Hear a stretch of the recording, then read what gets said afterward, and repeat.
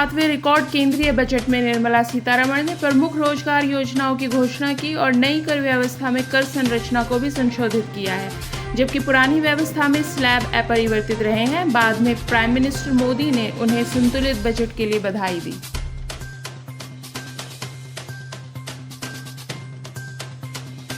निर्मला सीतारमण ने कहा, 500 शीर्ष कंपनियों में इंटर्नशिप को किया जाएगा प्रोत्साहित। इंटर्नशिप योजना के तहत 5,000 रुपये का इंटर्नशिप भत्ता और 6,000 रुपये की एकमुश्त सहायता प्रदान की जाएगी।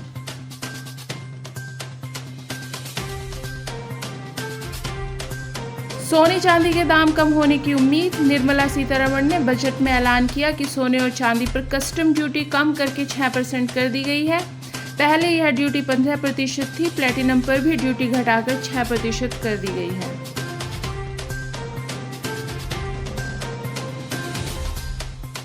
तीन से 7 लाख रुपए की आय पर कर की दर घटाकर 5% की गई है। 15 लाख रुपए से अधिक की आय पर 30% का टैक्स देना होगा।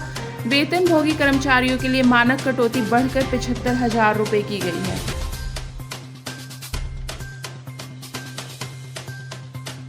बिहार के लिए सीतारमण ने नए हवाई अड्डों, मेडिकल कॉलेज और खेल बुनियादी ढांचे की योजनाओं का ऐलान किया है। इसके अतिरिक्त बिहार में राजमार्गों के लिए 26,000 करोड़ रुपए रखे गए हैं, जिसमें पटना, पूर्णिया, बक्सर, भागलपुर और बोधगया, राजगीर, वैशाली, दरभंगा एक्सप्रेसवे के साथ साथ बक्सर में गंगा पर एक नया 2 लेन पुल भी शामिल है। गया में 2,400 मेगावाट का पावर प्लांट और इंडस्ट्रियल कॉरिडोर नोड का भी ऐलान किया गया है।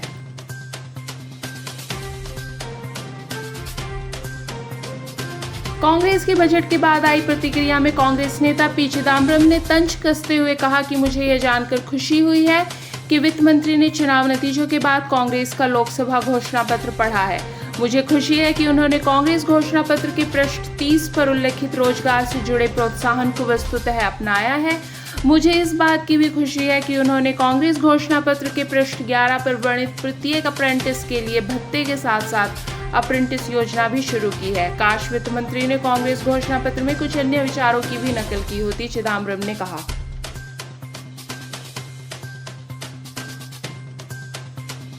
INS ब्रह्मपुत्र आग में गंभीर रूप से क्षतिग्रस्त और एक नाविक लापता है। नौसेना ने कहा कि multi role frigate IANS Brahmaputra में आग तब लगी जब वह मुंबई नौसैनिक डॉकयार्ड से मरम्मत के दौर से गुजर रही थी और जहाज किनारे पर लगा हुआ है।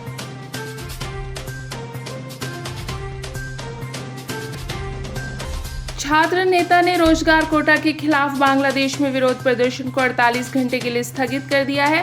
मुख्य विरोध आयोजक स्टूडेंट्स अगेंस्ट डिस्क्रिमिनेशन के शीर्ष नेता नाहिद इस्लाम ने कहा कि हम 48 घंटों के लिए बंद विरोध प्रदर्शन को निलंबित कर रहे हैं।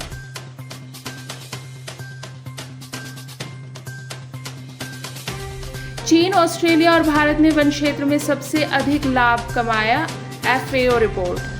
खाद्य और कृषि संगठन की एक नई रिपोर्ट के अनुसार भारत ने 2010 से 2020 तक सालाना 2,66,000 हेक्टेयर वन क्षेत्र में वृद्धि की है और इस अवधि के दौरान सबसे महत्वपूर्ण वन क्षेत्र में वृद्धि के साथ साथ शीर्ष 10 देशों में तीसरा स्थान हासिल किया है।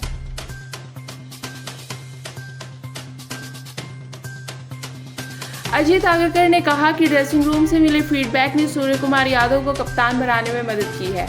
चयन समिति के अध्यक्ष अजीत आगरकर ने संकेत दिया कि ड्रेसिंग रूम में खिलाड़ी सूर्य को अपना नेता मानकर अधिक सहज महसूस कर रहे हैं। सूर्य को क्यों बनाया गया कप्तान, इस पर अजीत आगरकर का जवाब था, क्योंकि वह अयोग्य उम्मीदवारों में से एक है जिन्हें हम जानते हैं। वह पिछले 1 साल से ड्रेसिंग रूम में रहे हैं और आपको ड्रेसिंग रूम से काफ़ी फीडबैक मिलता है।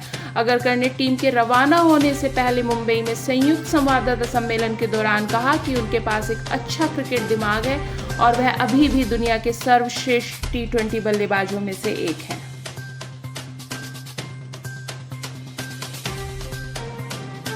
मुख्य कोच के रूप में T20 विश्व कप 2024 की जीत के लिए भारतीय टीम का सफलतापूर्वक मार्गदर्शन करने के बाद राहुल द्रविड़ कथित तौर पर इंडियन प्रीमियर लीग के लिए तैयार हो रहे हैं। इससे पहले रिपोर्टों में सुझाव दिया गया था कि यह महान बल्लेबाज कोलकाता नाइट राइडर्स में शामिल होने का फैसला कर सकता है, खासकर तब जब फ्रेंचाइजी ने गौतम गंभीर को भारतीय टीम में मुख्य कोच के रूप में द्रविड़ द्वारा छोड़ी गई जगह को भरने के लिए भार मुक्त कर दिया है। लेकिन अब खबर है कि द्रविड़ अपनी पूर्व आईपीएल टीम राजस्थान रॉयल्स के साथ बातचीत कर रहे हैं।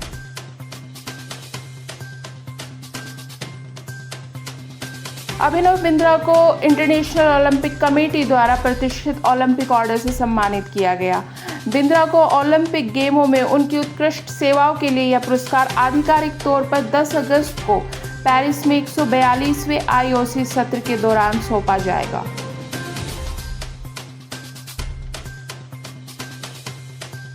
चैंपियंस ट्रॉफी पाकिस्तान में ही होने की संभावना। ताजा रिपोर्टों पर विश्वास किया जाए तो चैंपियंस ट्रॉफी के पाकिस्तान में होने की पूरी संभावना है और बीसीसीआई के पास इस प्रस्ताव को स्वीकार करने के अलावा कोई अन्य विकल्प नहीं है।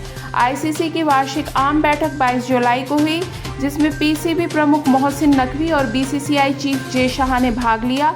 ताजा रिपोर्ट्स में कहा गया है कि आईसीसी ने पाकिस्तान में होने वाली चैंपियंस ट्रॉफी के लिए बजट को मंजूरी दे दी है।